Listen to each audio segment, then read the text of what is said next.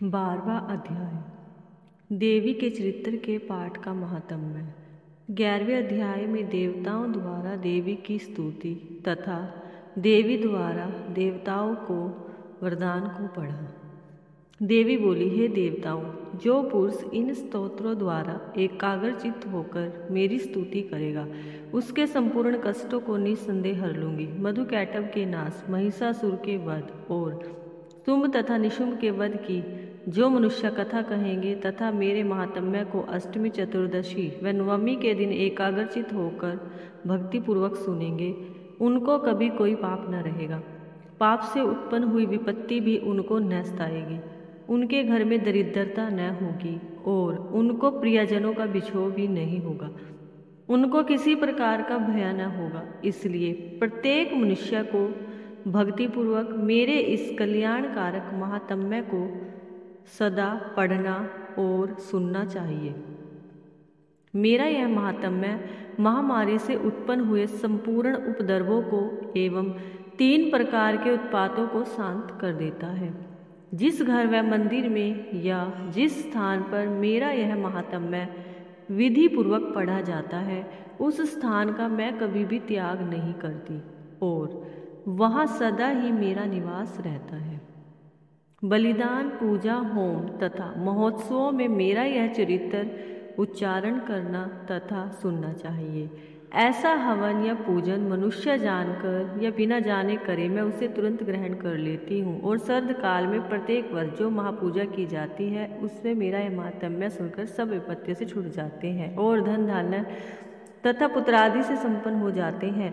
और मेरे इस महात्म्य व कथाओं इत्यादि को सुनकर मनुष्य निर्भय हो जाता है और महात्म्य के श्रवण करने वालों के शत्रु नष्ट हो जाते हैं तथा कल्याण की प्राप्ति होती है और उनका कुल आनंदित हो जाता है। सब कष्ट शांत हो जाते हैं तथा भयंकर स्वप्न दिखाई देना तथा घरेलू दुख इत्यादि सब मिट जाते हैं। बाल गृहों में ग्रसित बालकों के लिए यह मेरा महात्म्य परम शांति देने वाला है।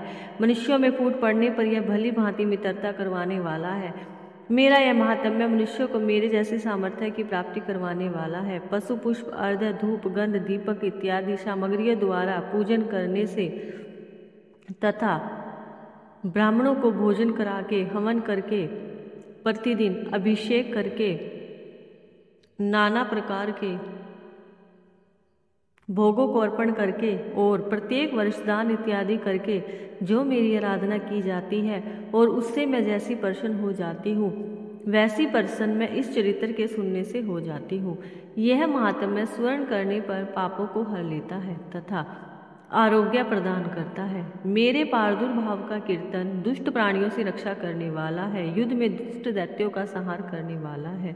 इसके सुनने से मनुष्य को शत्रुओं का भय नहीं रहता। हे देवताओं, तुमने जो मेरी स्तुति की है अथवा ब्रह्मा जी ने जो मेरी स्तुति की है वह मनुष्यों को कल्याण में बुद्धि प्रदान करने वाली है। वन में सूने मार्ग में अथवा दावानल से घिरे जाने पर, वन में चोरों से घिरा हुआ या शत्रुओं द्वारा पकड़ा हुआ, जंगल में सिंहों से, व्याघ्रों से या जंगली हाथियों द्वारा पीछा किया हुआ, राजा के क्रुद्ध हो जाने पर, मारे जाने के भय से, समुद्र में नाव के डगमगाने पर, भयंकर युद्ध में फंसा होने पर, किसी भी प्रकार की पीड़ा से पीड़ित, घोर बाधाओं से दुखी हुआ मनुष्य मेरे इस चरित्र को स्मरण करने से संकट से मुक्त हो जाता है। मेरे प्रभाव से सिंह, चोर या शत्रु इत्यादि दूर भाग जाते हैं और पास नहीं आते।